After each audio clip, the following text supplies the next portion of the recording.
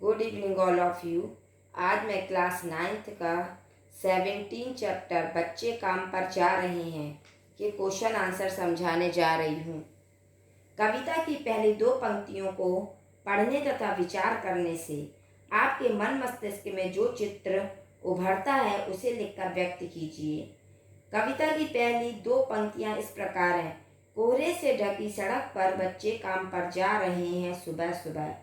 इसमें ये बताने का कवि ने प्रयत्न किया है, राजेश जोशी ने, कि इन्हें पढ़कर यानी कि इन दोनों पंक्तियों को पढ़कर मेरे मन मस्तिष्क में जो चिंता और दुख का भाव उमड़ता है या दुख का भाव आता है, दुख का भाव इस कारण आता है कि इन बच्चों को खेलने कूदने की आयु, कि इन बच्चों की अभी खेलने कूदने की आयु है, किंतु इन्हें भयंकर कोहरे में, किंतु इन्हें इतने ज़्यादा कोहरे में भी आराम नहीं है। मतलब इतने भयंकर कोहरे में भी इन्हें काम करने के लिए जाना पड़ रहा। क्यों जाना पड़ रहा है?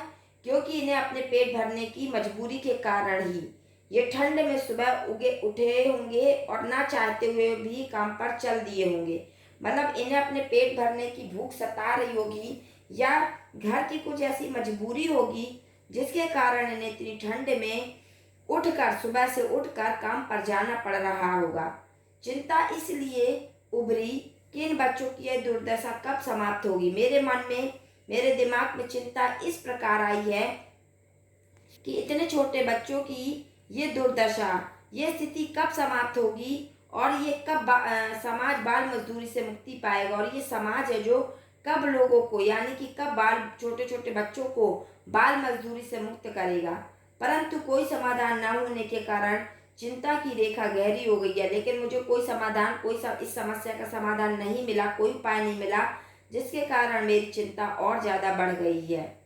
नेक्स्ट क्वेश्चन है, कवि का मानना है कि बच्चों के काम पर जाने की भयानक बात को विवरण की तरह न लिखकर सवाल के रूप में पूछा जाना चाहिए कि काम पर क्यों जा रहे हैं बच्चे। कवि की दृष्टि में उसे प्रश्न के रूप में क्यों पूछा जाना चाहिए। किसी बात का विवरण देने का अर्थ है यानी कि किसी बात का वर्णन करने का अर्थ है कि बात को सामान्य मानकर यानी कि बात को एक साधारण मानकर उसकी जानकारी भर देना, केवल एक उस बात को साधारण सी बात मानकर केवल एक जानकारी देना। वर्णन के साथ लेखक का कोई भावनात्मक लगाव नहीं होता। उस विवरण के साथ यानी कि उस वर्णन के साथ लेखक का कोई भावनात्मक यानी मन से कोई लगाव नहीं होता, ना ही कोई गहरी चिंता होती है।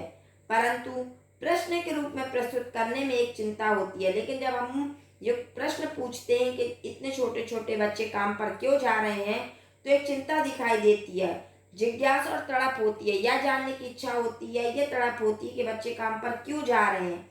समस्या के साथ गहरा जुड़ाव प्रकट होता है और उस समस्या के साथ, उस मजबूरी के साथ हमारा जो गहरा जुड़ाव है वो भी दिखाई देता है। अतः लेखक चाहता है कि बाल मजदूरी की समस्या के साथ समाज का गहरा सरोकार होना चाहिए। यानी कि बाल मजदूरी की जो समस्या है, जो छोटे छोटे बच्चे काम पर जा रहे हैं, उसके साथ समाज को लेना देना चाहिए। यानी कि समाज को ये जानने की कोशिश करनी चाहिए कि इतने छोटे बच्चे बाल मजदूरी क्यों कर रहे हैं। उसे सामान्य बात मानकर नजरअंदाज नहीं करना चाहिए। उसे ये नहीं सोचना चाहिए कि ये तो छोटी सी बात है, बच्चे काम पर जा रहे हैं, ये मानकर नजरअंदाज नहीं करना चाहिए। नेक्स्ट क्वेश्चन है, सुविधा और मनोरंजन के उपकरणों से बच्चे वंचित क्यों हैं।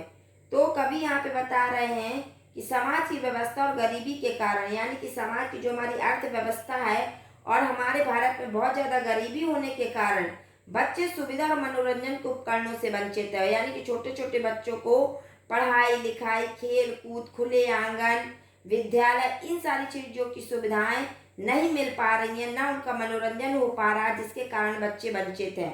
भारत में करोड़ों लोग पेट भर रोटी नहीं जुटा पाते। यानी कि हमारा भारत इतना गरीब देश है जिसके कारण बहुत सारे जो लोग हैं, करोड़ों लोग हैं जो पेट भर के भोजन नहीं कर पाते। अगर सुबह कर लिया तो हो सकता है शाम को उन्हें भोजन ना मिले, इसलिए उनके बच्चों को भी बचपन से काम काज करना पड़ता है। इसलिए उन छोटे छोटे बच्चों को भी बचपन से ही, छोटी सी उम्र से ही काम करना पड़ता है।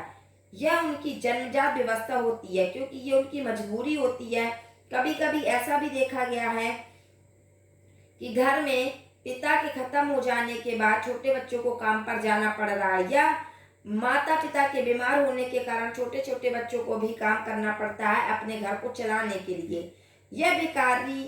एक भिखारी मजदूर या गरीब व्यक्ति का बच्चा गेम खिलौने रंगीन किताबें कहाँ से लाए? अगर कोई भिखारी है या मजदूर है या गरीब है, उसको तो पेट पालने की चिंता लगी है कि उसे अपना पेट कैसे भरना है या अपने घर का पेट कैसे भरना है। वो बेचारा छोटे छोटे बच्चे गेंद खिलौने रंगीन किताबें कहाँ से लाए?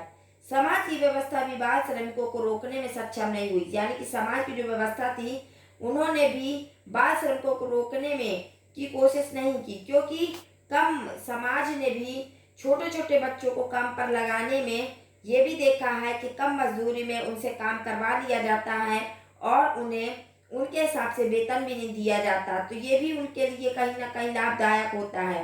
लेकिन वो बाल मजदूरी यानी कि छोटे बच्चों को काम करना वो उनकी मजबूरी होती है। सरकार ने इस विषय में कानून भी बना दिए, सरकार ने इस विषय में कानून भी बनाए, किंतु वह बच्चों को निश्चित रूप से सुविधा दिला पाने में समर्थ नहीं है। लेकिन सरकार ने भी उन बच्चों को वो उपकरण वो सुविधाएं दिला पाने में वो समर्थ नहीं हो पाए, सक्षम नहीं हो पाए। न ही सरकार या समाज के पास इतने साधन है, न गरीबी मिटाने के उपाय और न इच्छा शक्ति। इसलिए बच्चे इन चीजों से वंचित हो गए हैं। नेक्स्ट क्वेश्चन है, दिन प्रतिदिन के जीवन में हर कोई बच्चों को काम पर जाते देख रहा है, फिर भी किसी को कुछ अटपटा नहीं लगता। इस उदासीनता के क्या कारण हो सकते हैं? तो यहाँ पे कवि राजेश जोशी बता रहे कि इस उदासीनता के निम्नलिखित कारण हो सकते हैं। पहला कारण यह है कि लोग अपनी अपनी दुनिया में इतने मस्त हैं कि वे दूसरों की तरफ देख कर भी नहीं देखते। यानी कि वो अपनी दुनिया में इतने खोए हैं, इतने मस्त हैं कि वो दूसरों की दुनिया में या दूसरों की चिंता में बिल्कुल ध्यान ही नहीं देते। इसलिए उन्हें बाल श्रम की समस्या कोई समस्या ही नहीं लगती। इसलिए जब वो छोटे छोटे बच्चों को काम पर जाता देखते हैं, चाय की दुकानों में, होटलों में, इन चीजों में काम पर जाता देखते हैं, तो उन्हें कोई समस्या ही नहीं दिखाई देती, प्रतीति नहीं होती। वे बचपन से ऐसा ही देखते और मानते आए हैं कि यह तो होता ही है, ये सारी चीजें तो होती हैं, छोटे छोटे बच्चों को काम पर जाना ही पड़ता है। दूसरा कारण जागरूक न होना, यानी कि लोग जागरूक नहीं हो पाए। अधिकतर मनुष्य सोच ही नहीं पाते कि हर बच्चे की प्राथमिक सुख सुविधा दिलाना सरकार का कर्तव्य है। व्यक्ति भी जागरूक नहीं है, और अगर व्यक्ति ये सोच ले कि इतने छोटे बच्चों को, जैसे मेरे बच्चे पढ़ रहे हैं, ऐसे दूसरों के भी बच्चे पढ़े और उन्हें भी सुख सुविधाएं मिले, तो ये सारी चीजों को दिलाने का कार्य सरकार का है, ये सरकार का कर्तव्य है। इसलिए भगवान को और भाग्य को दोष देकर कोई प्रयत्न करने से रह जाते, इसलिए वो सोचते हैं कि उनके भाग्य में ही ये बधा है, इसलिए वो कोई कोशिश करने से भी पीछे रह जाते हैं। तीसरा कारण मजबूरी। लोग सोचते हैं कि वे इस दिशा में कुछ नहीं कर सकते, इसलिए वे धीरे धीरे इस ओर से उदासीन हो जाते हैं। वो सोचते हैं कि अब हम लोग क्या कर सकते हैं, ये तो उनकी मजबूरी है कि उन्हें काम पर जाना पड़ रहा है, इसलिए लोग इन चीजों से भी पीछे हो जाते हैं। आपने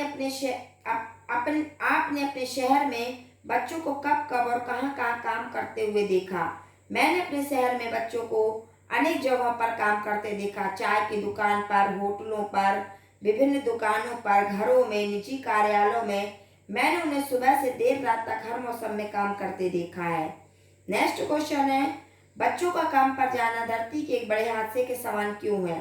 तो कवि ने बच्चों के काम पर जाने की घटना को हादसा इसलिए कहा है क्योंकि यह उनके प्रति घोर अन्याय है। क्योंकि वो बच्चे इन चीजों से वंचित है, इसलिए उनके ऊपर ये अन्याय है।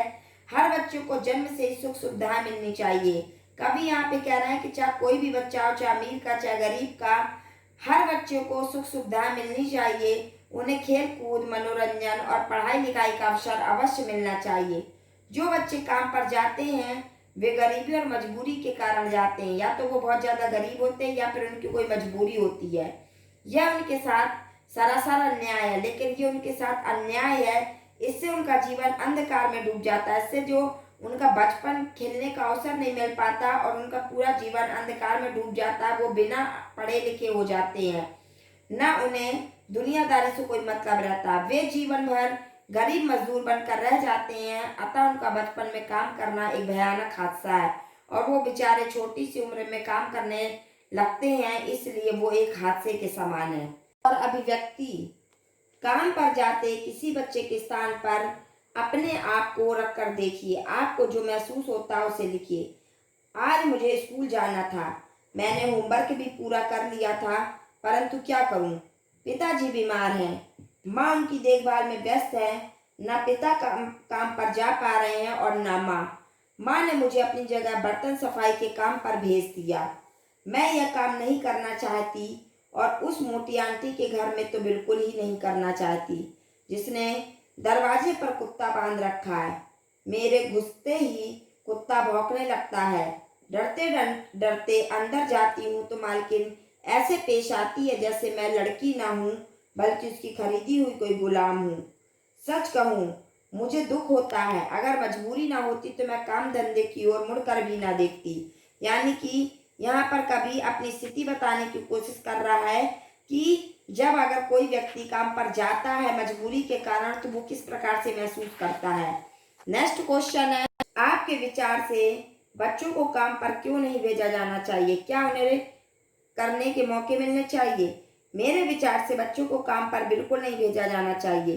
कारण यह है कि बच्चों की उम्र कच्ची होती है, वो कच्ची मिट्टी के समान होते हैं। हम उन्हें जैसा ढालेंगे वो वैसा ढल जाएंगे। मन उनका भावुक होता है। यह उनके खेलने खाने और सीखने की उम्र होती है। उन्हें पर्याप्त कोमलता और संरक्षण और सुरक्षा की आवश्यकता होती है। बच्चों को पढ़ने लिखने, खेलने कूदने, घूमने फिरने और मनोरंजन करने के भरपूर अवसर मिलने चाहिए। यानी कि ये सारी चीज़ों के करने का अवसर मिलना चाहिए, ताकि उनका बचपन खिल सके और वो ये सारी चीज़ों को सीख सके, ना कि छोटी सी उम्र में उन्हें काम पर लगा देना चाहिए।